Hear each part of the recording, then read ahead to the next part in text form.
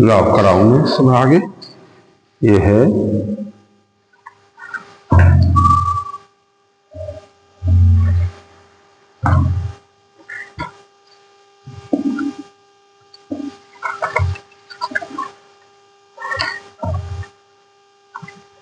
ये अर्थवाल तो शरीर से हट गया है। इसके बाद है magnetization and magnetic intensity.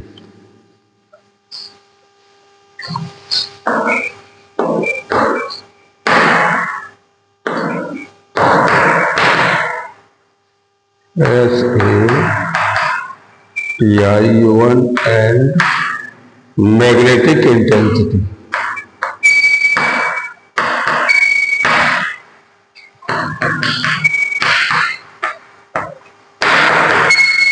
Magnetic intensity, तो इसमें ये बताया गया है कि जो मैग्नेटाइजेशन होता है ना, ये magnetic moment per unit volume होता है।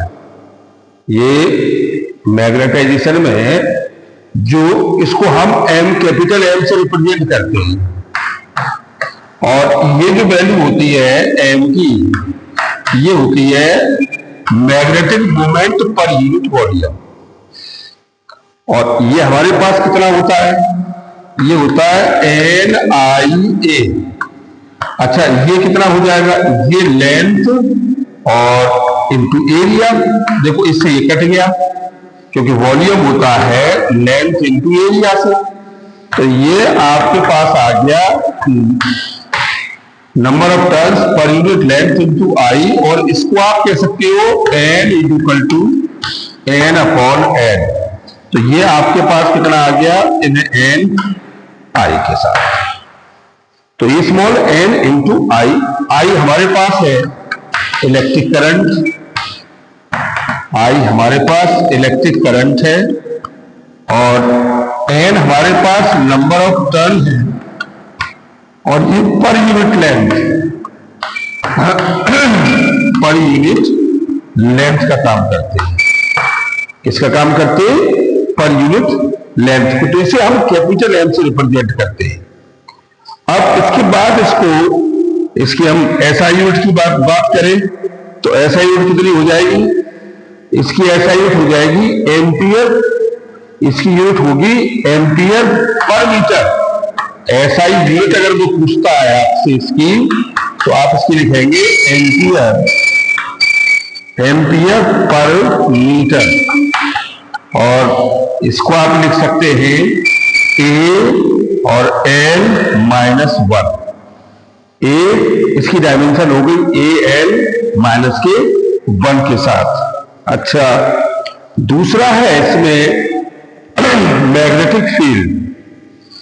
अब ये कह रहा है मैग्नेटिक फील्ड।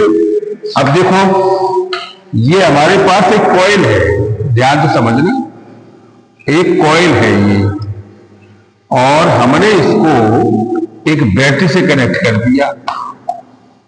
ये जब बैटरी से कनेक्ट करेंगे तो देखो इसमें क्या है, यहां से यहां तक उसकी लंबाई L है, नंबर ऑफ टर्न्स कितने हैं? N है, और इसमें करंट हमने I फ्लो किया। तो ये करंट जब जाएगा तो ये इस तरह से जाएगा,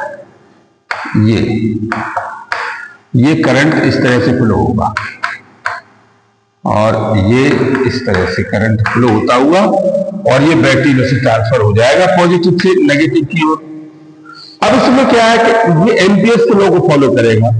एम्पियर ने अपनी बात में क्या कहा था? एम्पियर ने कहा था कि magnetic field line passes through given area. जो मैग्नेटिक फील्ड लाइन्स हैं, मैग्नेटिक फील्ड लाइन्स पर यूनिट एरिया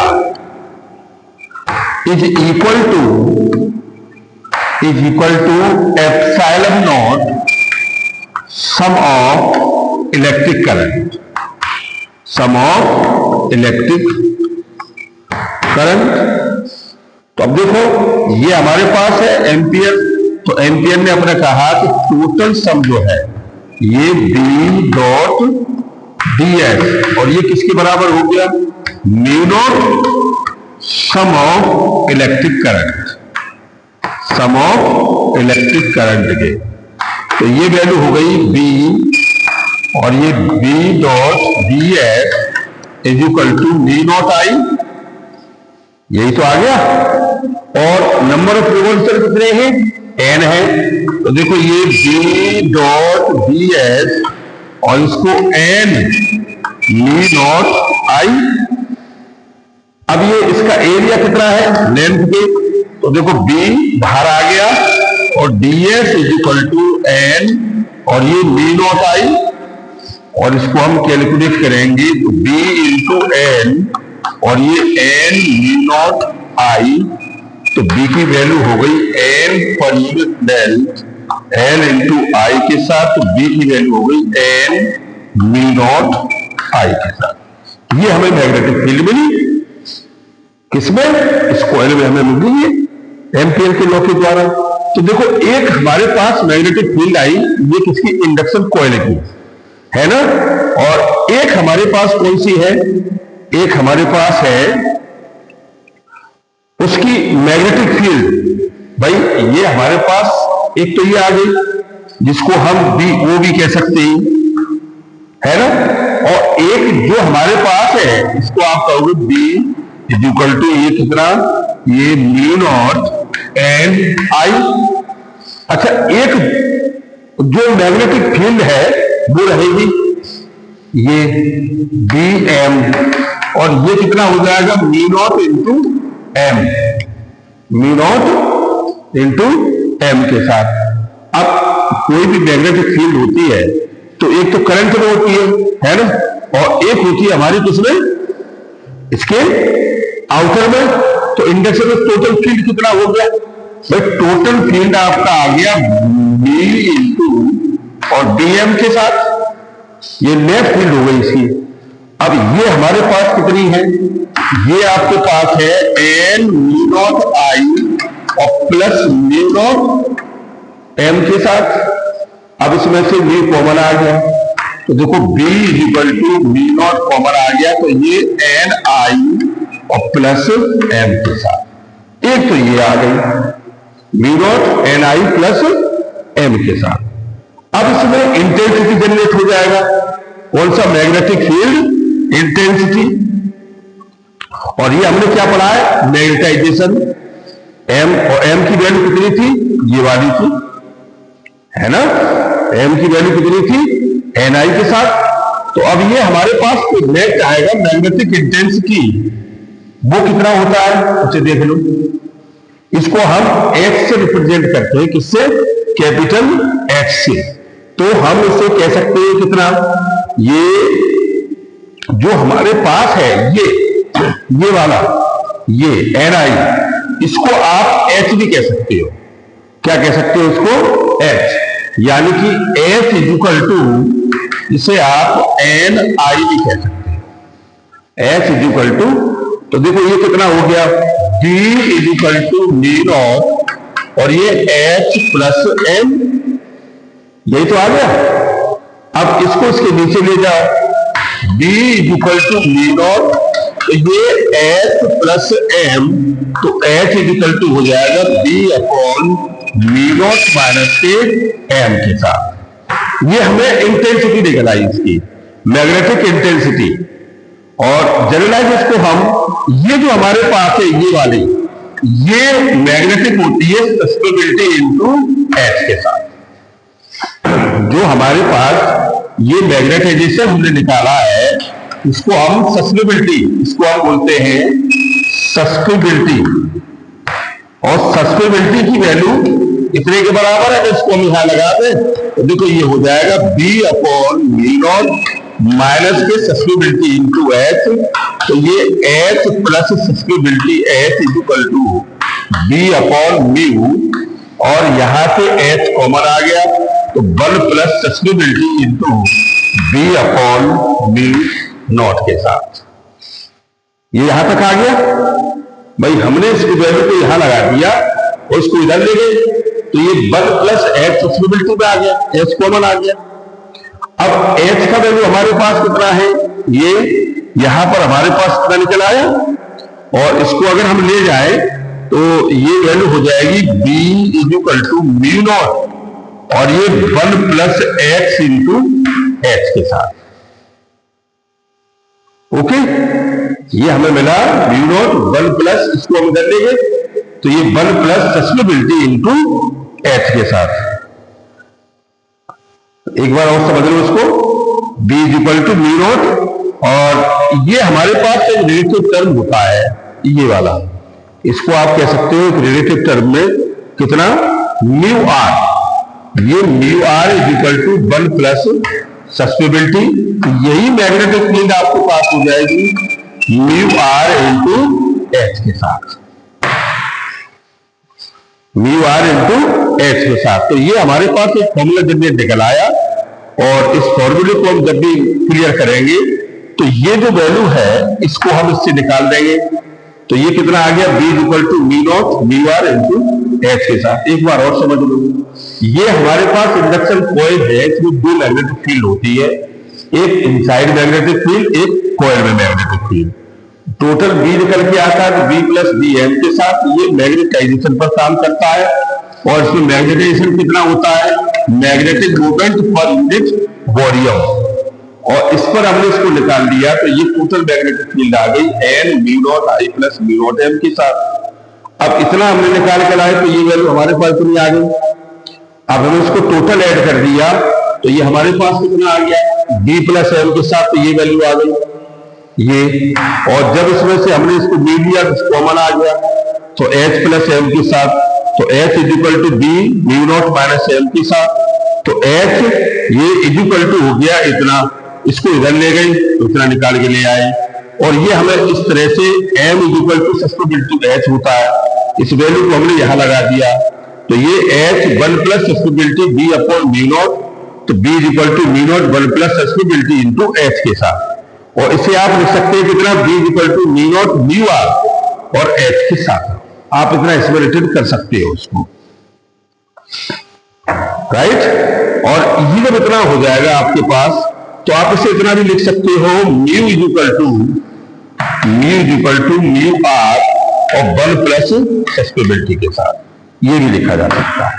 बस इतना ही इसमें कैलकुलेशन है, इससे आगे इसकी कैलकुलेशन हमारे पास नहीं है और ना हमें इसको लगाना है।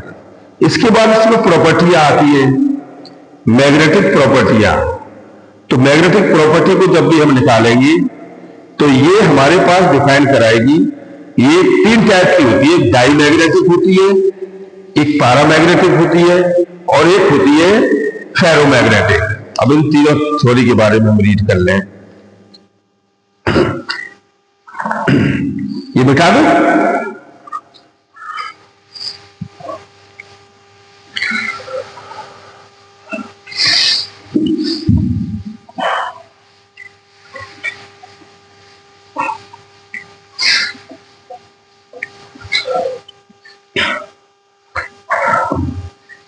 अब इसमें है आपका पहला है डाईमैग्नेटिक,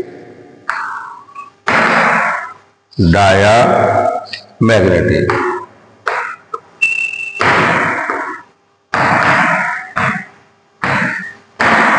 अब इसमें क्या है कि जब भी हम कोई मैग्नेटिक फील्ड लाइंस पास कराएंगे तो देखो नॉर्थ और ये साउथ, इसके बीच में हमने कोई डाईमैग्नेटिक सबस्टेंस रख दिया, ये डाईमैग्नेटिक, तो क्या होगा, मैग्नेटिक फील्ड जाएगी ऐसे, ये जाएंगी, और ये कॉन्वेक्स बेंड हो जाएगी ये इस टाइप से, ये। और दूसरा है हमारे पास कि जब हम किसी मैग्नेटिक बार के बीच में कोई डाईमैग्नेटिक रॉड को हैंग कराते हैं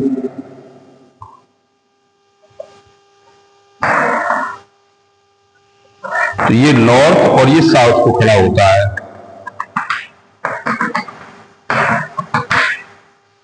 और तीसरा है जब हम किसी दो पोल्स के बीच में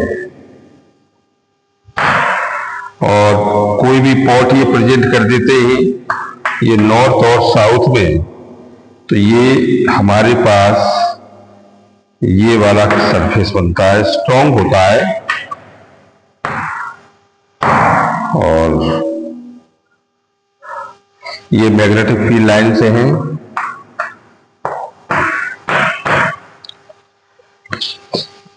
और इनकी सस्टेबिलिटी होती है ये 1x0 और μr1 और म्यू नॉट के साथ। तो ये हमारे पास डाईमैग्नेटिक केस है। अब डाईमैग्नेटिक में क्या होता है कि ये जब भी हम ऐसा कोई चेंज वैल्यू जिसमें moving from strong magnetic field to weaker magnetic field, ये स्ट्रॉन्ग से वीक की ओर जाती है, स्ट्रॉन्ग टू ये weak magnetic field, strong to weak magnetic field. ये इसका जो मूवमेंट होता है वो स्ट्रॉन्ग से। अब इसके तीन केस है। जब हम किसी भी डाईमैग्नेटिक मटेरियल को हम किसके नॉर्थ और साउथ के बीच में रख जाते हैं बिटवीन, तो magnetic field lines convex surface बनाती है। ये कौन सा? कॉन्वेक्स सरफेस, कॉन्वेक्स सरफेस बनाती है। और जब उनको हम किसी डाईमैग्नेट को नॉर्थ और साउथ के बीच में हैंग करते हैं तो ये अट्रैक्शन की कंडीशन रखती है। कैसा? ये अट्रैक्शन रखती है, ये अट्रैक्शन रखती है। और जब इस लिक्विड को या इस मटेरियल को हम किसी दो मैग्नेट के बीच में रखते हैं तो ये कैसा है? ये स्ट्रॉन्ग हो जाता है, खिंच जाता है नीचे की ओर। कैसा होता है? ये खिंच जाता है। इसमें कौन कौन से सब्सटेंस आते हैं? ये देख लो। इसमें आपका आता है ये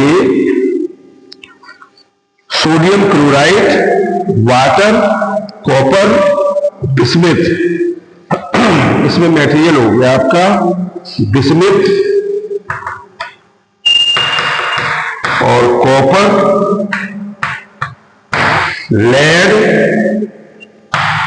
और आपका आ गया वाटर और सोडियम क्लोराइड NaCl। ये मटेरियल हमारे कौन से हैं? ये डायामैग्नेटिक सबस्टेंस के हैं। तो आप इसकी लैंग्वेज कह सकते हो कि diamagnetic substance, these substance when placed in a magnetic field acquire favorable magnetism opposite to the direction of the magnetic field। जब भी इनमें जाएगा तो दोनों के बीच में जो मैग्नेटाइजेशन है और इंटेंसिटी ऑफ मैग्नेटाइजेशन है, ये M और H एक दूसरे के अपोजिट होते हैं। ये एक दूसरे के अपोजिट होते हैं। अब ये आपके पास कितना होता है? ये सस्टेबिलिटी H पर होता है। इसका मतलब है ये जो मटेरियल है वो सस्टेबिलिटी पर डिपेंडेंट है। अब इसकी वैल्यू सस्टेबिलिटी की कितनी होती है? देखो 1 के बराबर होती है, लेकिन 1 से छोटी होती है, इससे आगे ज्यादा बड़ी नहीं होती। हम ये नहीं कह सकते कि सस्टेबिलिटी 2 होगी या 3 होगी। ये ओनली इसकी सस्टेबिलिटी बल तो रिलेटिव परमिटिविटी कितना हो जाएगा? उसकी वैल्यू 0 और 1 के बीच में होगी। अब 0 और 1 के बीच में कौन कौन से मटेरियल आ गए? ये रियल नंबर है, ये 0 और ये 1। अब इसका मतलब ये वैल्यू 1 से कम हो गई। अब 1 से कम है। अब देखो ये कह रहा है कि ये आपकी म्यू आर है, तो ये कितनी हो गई? 0 से बराबर हो गई, लेकिन इससे छोटी हो गई। तो इससे छोटी कितनी हो सकती है? बस 0.5 भी हो सकती है, 0.7 भी हो सकती है, 0.9 भी हो सकती है, 0.6 भी हो सकती है, लेकिन 1 नहीं होगी। तो this is the value can never be by 1। ये 1 के बराबर नहीं होगी और न 1 से बड़ी होगी। ये 1 से छोटी तो होगी, लेकिन 1 से बड़ी कैन नेवर, भाई इससे बड़ा नहीं होगा। इसका मतलब डाईमैग्नेटिक जितने भी सबस्टेंस है वो सभी हमारे पास कैसी वैल्यू डिफाइन करते हैं? वो सभी अपनी रिलेटिव टर्म में 1 से छोटी वैल्यू को डिफाइन कराते हैं। कितने? 1 से छोटी वैल्यू को। अब दूसरी चीज आती है इसमें, पैरामैग्नेटिक में आ जाओ। पैरामैग्नेटिक में उल्टा होता है। ये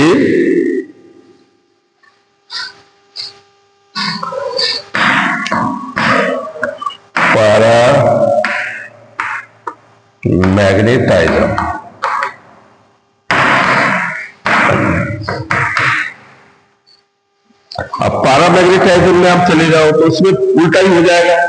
पहली चीज तो ये दोनों सेम डायरेक्शन में हो जाएंगी, ये मैग्नेटिक ये भी इधर सेम डायरेक्शन में आ गई। अच्छा, दूसरी चीज ये हमारे पास है नॉर्थ और साउथ के बीच में हमने कोई पैरामैग्नेटिक सब्सटेंस रख दिया तो क्या होगा, मैग्नेटिक फील्ड लाइन सिंक कर जाती है, सिकुड़ जाती है इस तरह से। ये मैग्नेटिक फील्ड लाइंस क्या होगी, ये सिंक कर जाएगी। और यदि हम पैरामैग्नेट को किसी भी नॉर्थ और साउथ के बीच में हैंग कर दें तो ये जब भी होगा तो ये अपोजिट हो जाएगा। अब नॉर्थ इधर हो गया और साउथ इधर हो गया, तो इसका मतलब इसमें रिपल्सन आ गया। तो जब इस रिपल्सन आ गया तो ये तो वीक से स्ट्रॉन्ग से वीक चलती है, ये स्ट्रॉन्ग से ये वीक से स्ट्रॉन्ग होती है, weak to strong, weak to strong में। और इसकी जो प्रोबेबिलिटी होती है वो आपकी हो जाती है 0 से ये 1 से बहुत छोटी और ये 1 प्लस एप्सिलॉन नॉट के साथ, mu greater than mu naught के साथ। और इसमें मटेरियल हो गई कौन कौन सी, जरा देखें। इसमें मटेरियल आ गई ये एल्यूमिनियम, सोडियम, कैल्शियम Ca और कॉपर क्लोराइड CuCl, ये सभी हमारे पास है। इसीलिए यहां एक कंडीशन और आ जाती है, क्यूरीज टेम्परेचर। इनमें क्यूरी टेम्परेचर आता है। अब क्यूरी टेम्परेचर किसे कहते हैं, पैरामैग्नेट डाईमैग्नेटिक में नहीं रहा, लेकिन पैरा में रहा तो पैरा में एक क्यूरी टेम्परेचर आ गया। अब ये क्या है, ये एक ऐसी प्रॉपर्टी है कि जब हम किसी भी मैग्नेट पर इतना टेम्परेचर बढ़ाते हैं कि ये डाईमैग्नेटिक हो जाए, यानी कि मैग्नेट से ड्यू टू किसमें, पैरामैग्नेटिक में कन्वर्ट हो जाए। अब पैरामैग्नेटिक में कन्वर्ट होंगे तो उसका क्या होगा, टेम्परेचर और मैग्नेट के बीच में रिलेशन बनाएगा। देखो ये अब ये हमने रिलेशन बनाया तो इसमें हमने देखा ये इस तरह से बढ़ेगा, इसको हमने H ले लिया और इस पर हमने सस्टेबिलिटी ले ली। अब सस्टेबिलिटी लेने पर हम क्या देख रहे हैं कि कंटिन्यूस कर्व में ये कन्वर्ट है। अब जैसे जैसे प्रोबेबिलिटी बढ़ रही है, प्रोबेबिलिटी घट रही है, तो इसकी इंटेंसिटी बढ़ रही है। जब मैग्नेट की इंटेंसिटी इसकी बढ़ेगी तो ऐसे केसों में जो हमारी मैग्नेटिक फील्ड है वो पुअर हो जाएगी। और जब मैग्नेटिक फील्ड पुअर हो जाएगी तो यहां एक रूल आएगा, M equal to Ni, H equal to Ni। और ये हमने बताया ही है कि आप इसे B naught equal to mu naught Ni भी कह सकते हैं। ये B naught equal to mu naught Ni के साथ भी आप इसे कह सकते हो। और ये हमारे पास है, और क्यूरी के लिए हमारे पास डिफाइन कराया है कितना, क्यूरी के लिए डिफाइन करा दिया है, Curie define a temperature T, इनके बीच में रिलेशन निकल के आ गया, ये M इक्वल टू ये C B नॉट T, ये हो गया, ये आपका हो गया M equal to C B naught T। और यहां से आपको कन्वर्ट करके मिलेगा सस्टेबिलिटी इनटू B नॉट, और ये C upon T into B not, ये कैसे हो गया, ये आ गया है। अब सस्टेबिलिटी बढ़ेगा और सस्टेबिलिटी इंक्रीज करेगा तो बढ़ेगा। ये एक दूसरे की इन्वर्स, जब एक दूसरे की इन्वर्स है तो ये हमारे पास कैसा हो जाएगा भाई, ये बढ़ेगा तो ये घटेगा, ये बढ़ेगा तो आप यहाँ का टेम्परेचर निकालेंगे तो ये क्या होता है, आपको चला जाएगा तो ये इन्वर्स होगा।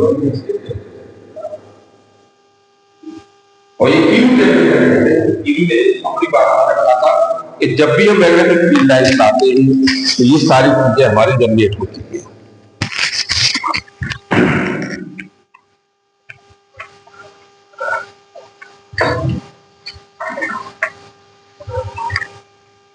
समझ में आया?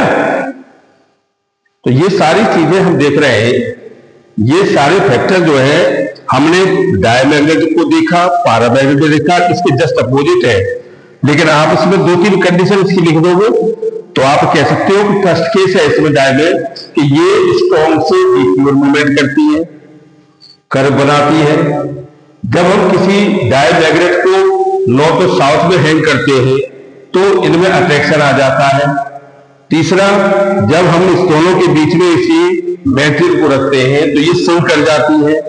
इसमें क्या है, इसमें ये अपर हो जाती है। क्यों? ये वीक से स्ट्रॉन्ग की ओर चलती है। तो ये मैग्नेटिक फील्ड पैरामैग्नेटिक में कैसे हो जाएगी, इसमें सिंक हो जाएगी। इसमें डायरेक्शन अट्रैक्शन रिपल्सन में आ जाती है और ये कैलकुलेट टेम्परेचर की प्रॉपर्टी को फॉलो करती है।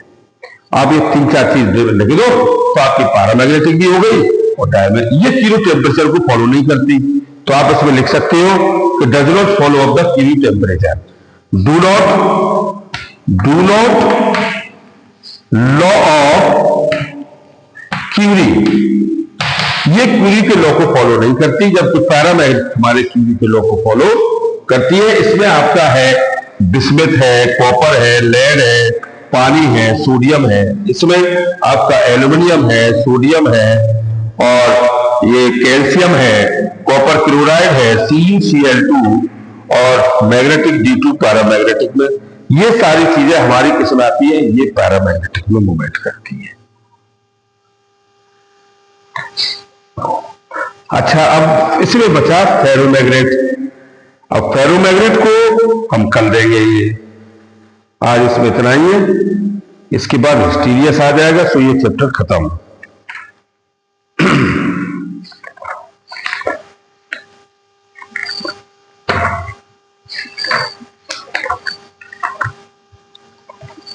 जो पढ़ने से